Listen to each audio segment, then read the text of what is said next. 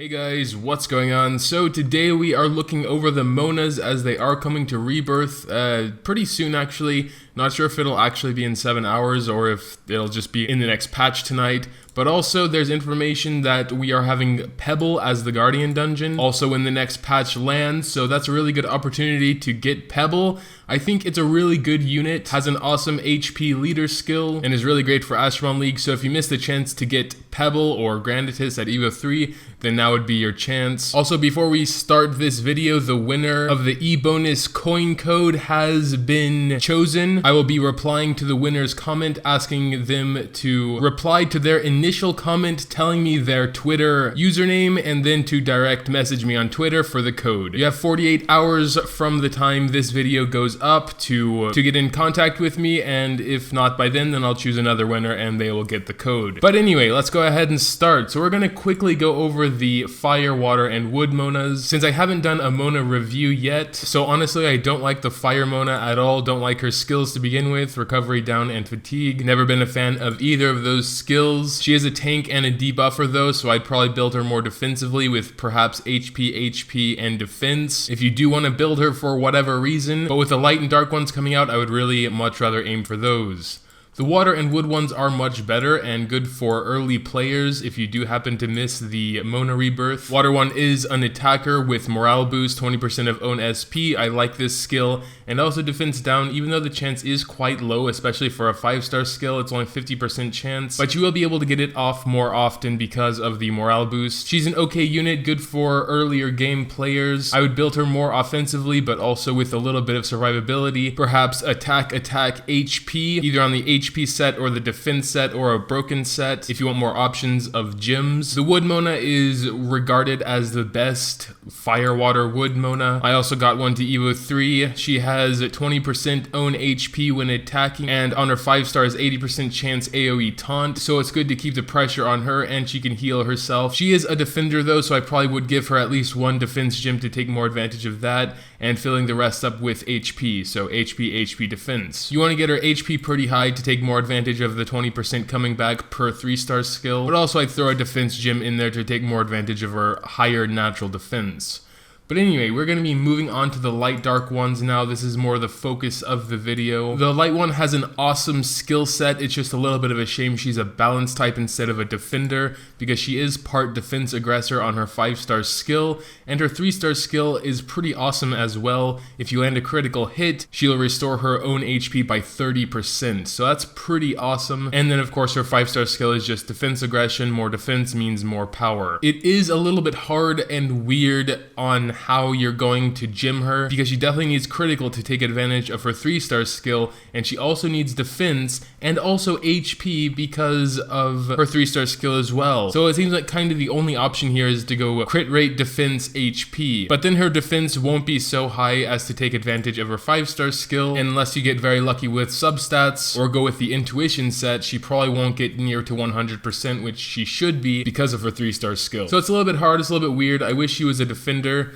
so one defense gem would be enough, or even a tank, so you may not have to go for an HP gem. She would have enough naturally, but at 19k at 4-star 40, I don't think it's enough to really take advantage of her 3-star skill. But I think this is a decent unit and worth going for if you do happen to pull one. So that's my thoughts on that. Looking at her stats, she takes a big hit in recovery to make up for defense, attack, and HP, and I think that's awesome. I don't really like recovery.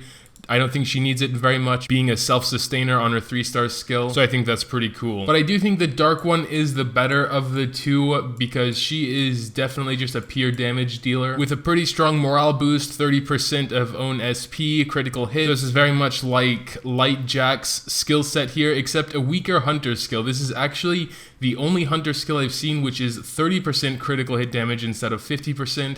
I'm not sure why they decided to do that. It might be because she's a dark type, but then again, all the other dark types which have a hunter skill, like Dark Shura, is also 50%, Dark Gatito 50%, Dark Moonflower 50%, and she's AoE. Shura and Cat aren't AoE, so I was thinking maybe that's the reason they're at 50% instead of 30%. but Moonflower is AoE on her 5-star skill, and it's still 50, so though I still don't think it's that big of a deal, the weaker Hunter, because she is a dark type and will have 100% crit damage anyway. So personally, I think it's fine. And you know me, I love attackers, I love dealing damage, and dark attackers can probably deal the most damage out of all the other units, especially with a Hunter skill, even though it is a little bit weaker. Looking at her stats, of course, high attack, decent HP for an attacker. Defense obviously is on the lower side. One thing you always have to decide when gymming an attacker is if you want a little bit of survivability or not.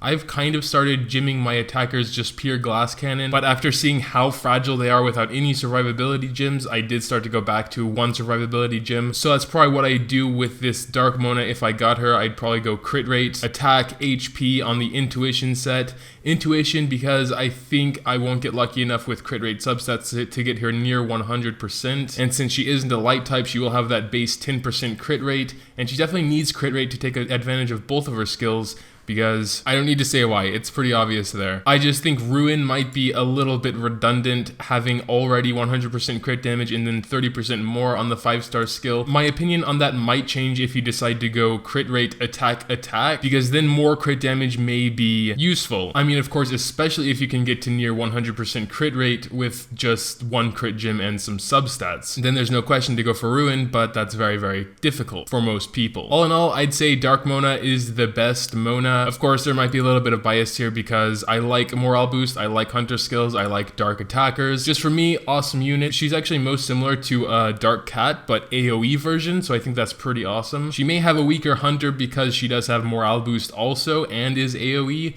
so maybe she'd be a little bit too op if it was 50%, I'm not too sure. I can't see it making a huge difference, 20% more or less crit damage. But yeah, I guess that'll do it for the Mona review. Tell me what you guys think about them. Next video will probably be me trying to rebirth a Mona and then doing the rest of my summons also. I have my Astromon League tokens, I have a legendary egg here.